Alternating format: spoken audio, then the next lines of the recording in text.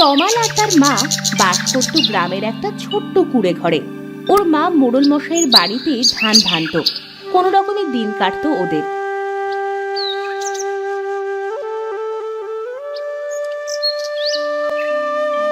মা, ও মা, শোনো না মা, পাশের গ্রামে আজ সন্ধেবেলায় পুতুল নাচের আসর বসবে। 2 আনা করে টিকিট কাটতে হবে।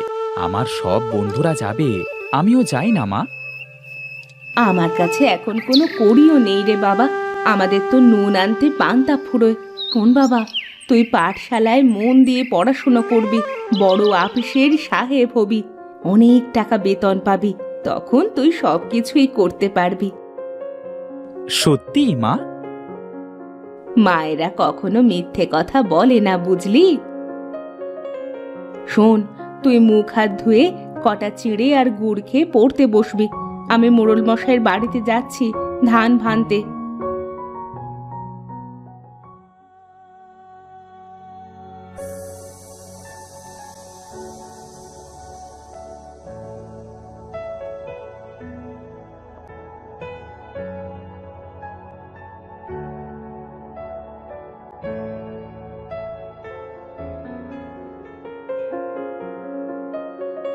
মা চলে যেতেই তমাল চিড়ে আর গুড় খেয়ে দাওয়ায় বই নিয়ে পড়তে বসলো।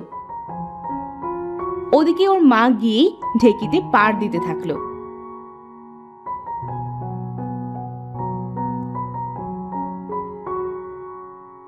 আজ যে দেরি করে এলে তমালের মা, বাড়িতে সব ঠিক আছে তো?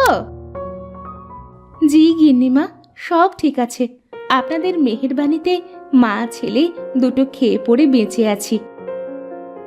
ও কি কথা তমালের মা, তুমি কাজ করো পয়সা পাও, আমরা কিছু করি না। শোনো, পরশু আমার খোকার জন্মদিন, ওদিন কিন্তু অনেক কাজ, একটু সকাল সকাল এসো তো। আর শোনো, দুটো ডাল ভাত খেয়ে যেও। মোড়লের বউ চলে গেল। তমালের মা খুব খুশি হলো, কারণ বছরের এই একটা দিন সে তার ছেলেকে পেট পুড়ে দুটো ভালো মন্দ খাওয়াতে পারে। কি পোড়া কপাল আমার, ছেলেটাকে দুটো খেতেও দিতে পারি না। এই ধান কটা থেকে গিন্নিমা কিছু চাল দেবে, খুদগুলোও চেয়ে নেব। খুদের চাল আর কচু বাটা দিয়ে 2-4টে দিন পার হয়ে যাবে। তমালের মা কাজে মন দেয়।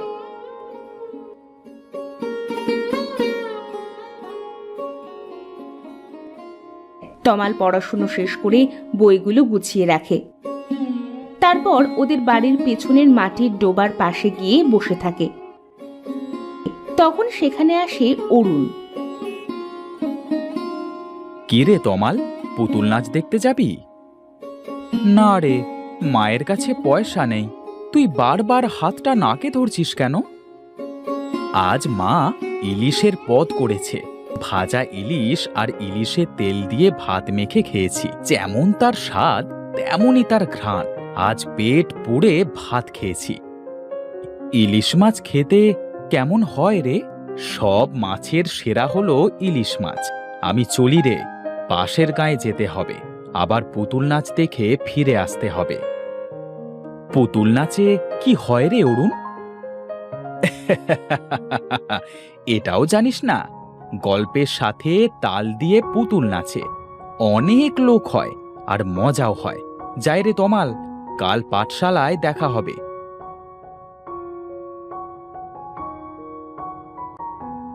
তমাল মন খারাপ করে বসে থাকে। ইস, কবে যে বড় হব, কবে যে একটা ভালো চাকরি হবে।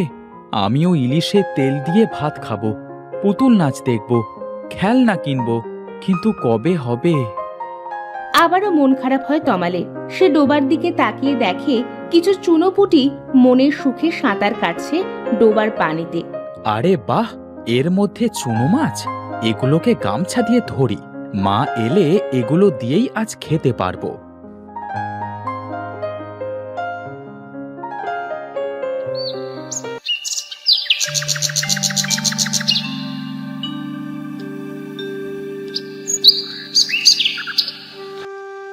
তমাল গামছা দিয়ে ছেঁকে বেশ কিছু মাছ ধরে অপেক্ষা করতে লাগলো কখন তার মা আসে। কিছুক্ষণ পর কিছু চাল নিয়ে ঘরে এলো তমালের মা। কি ব্যাপার বাবা, আজ তুই এত খুশি? কি হয়েছে? দেখো না মা, কত মাছ ধরেছি। তুমি আর আমি কতদিন পর মাছ দিয়ে ভাত খাবো। ঠিক বলেছিস বাবা। আচ্ছা, তুই ভালো করে পুকুর থেকে গোসল করে আয়, আমি খাবার তৈরি করছি।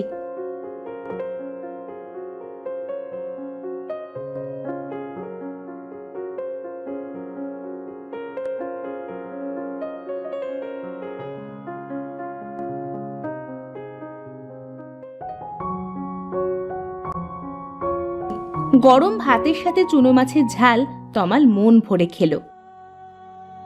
মা জানো, অরুণ বলছিল ও ইলিশে তেল দিয়ে ভাত খেয়েছে। ইলিশ মাছ খেতে কেমন হয় গো মা? খুব মজা। তোর বাবা যখন বেঁচে ছিল তখন প্রতি বর্ষায় সে বড় বড় ডিমওয়ালা ইলিশ কিনে আনতো। কত বলতাম এত খরচা করো না, শুনতোই না। মানুষটা খেতে বড্ড ভালোবাসতো। মা, আমিও ইলিশ মাছ খাবো, কবে এনে দেবে মা? ইলিশের যে অনেক দাম বাবা, এত টাকা আমি কোথায় পাবো? তোর মায়ের সারা মাসের রোজগারের অর্ধেকটাই যে চলে যাবে একটা ইলিশ কিনতে। সময় তো চলে যাচ্ছে না, তুই বড় হ, তখন অনেক ইলিশ খেতে পারবি। ইস, চুনো মাছের মতো যদি আমাদের মাটির ডোবাতেও ইলিশ মাছ পাওয়া যেত, কি যে ভালো হতো। ইলিশ হলো নদীর মাছ, ডোবায় কখনো ইলিশ পাওয়া যায়? পাগল ছেলে আমার।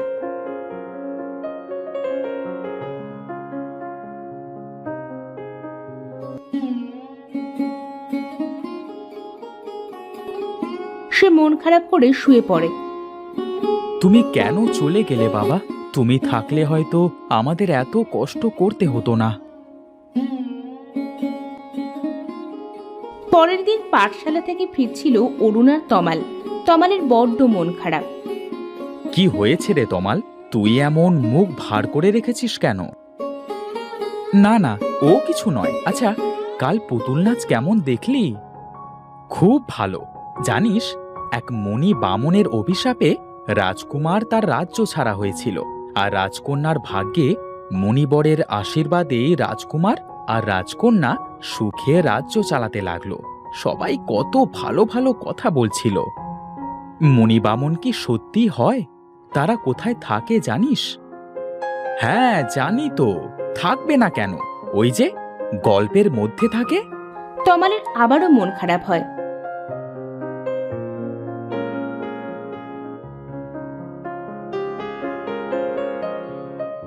ও বাড়ি এসে উঠোনে বসে ভাবতে থাকে, যদি কোনো মুনি বামনের সন্ধান সে পায়, মাকে নিয়ে আর কষ্ট করতে হবে না। আমাদের গ্রামে তো কোনো বন নেই। অরুণ তো বলেছিল গল্পের মুনি বামন বনে ছিল। আমি আর মা কি কখনো সুখের দিন দেখতে পাবো না? সব সময় এটা নেই ওটা নেই, আর ভালো লাগে না। হায় বিধাতা, হয় আমাকে বড় করে দাও, না হয় আমার বাবাকে ফিরিয়ে দাও, আর তা না হলে আমাদের অভাব দূর করে দাও। ওদিকে তমালের মা আজ খুব খুশি ছিল। সব কাজ শেষে সে বসে অপেক্ষা করছিল। তখন প্লেট সাজিয়ে মোড়ল মশাইয়ের বউ খাবার নিয়ে এলো।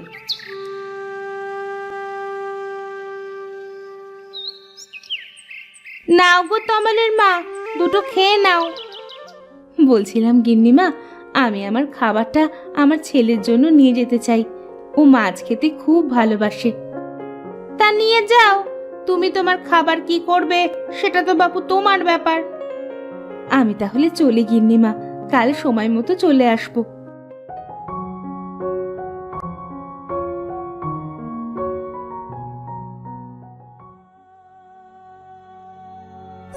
তমালের মা খাবার হাতে নিয়ে ঘরে ফিরল।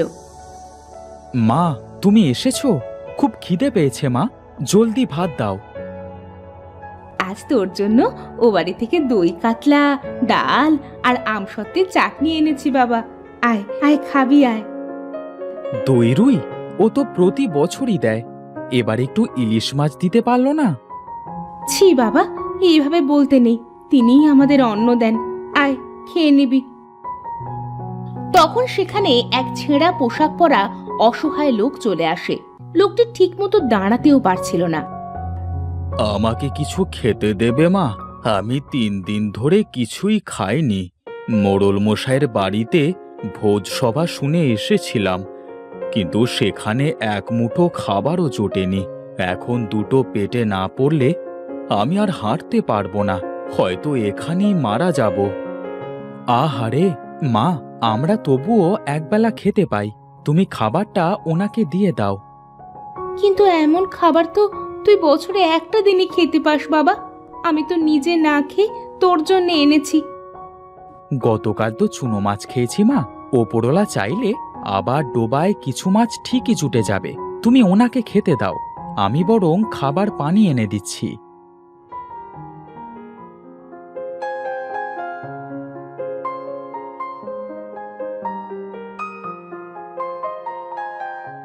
তমাল লোকটিকে খাবার পানি এনে দিল, আর তমালের মা লোকটির সামনে খাবারের থালা এগিয়ে দিল। লোকটি চোখের পলকে সবটুকু খাবার খেয়ে নিল।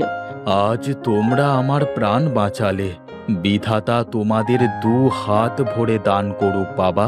তোমাদের দেওয়ার মতো আমার কাছে বিশেষ কিছু নেই, তবে আমি একটা চাষ তোমাকে দিয়ে যেতে চাই, যাতে তোমাদের কোনো অভাব না থাকে। কি চাষ? তোমাদের কি কোনো পুকুর আছে? না, তবে ঘরের পিছে মাটির একটা খাদ আছে, ওতে চুনো মাছও আছে কিছু কিছু। চলো সেখানে।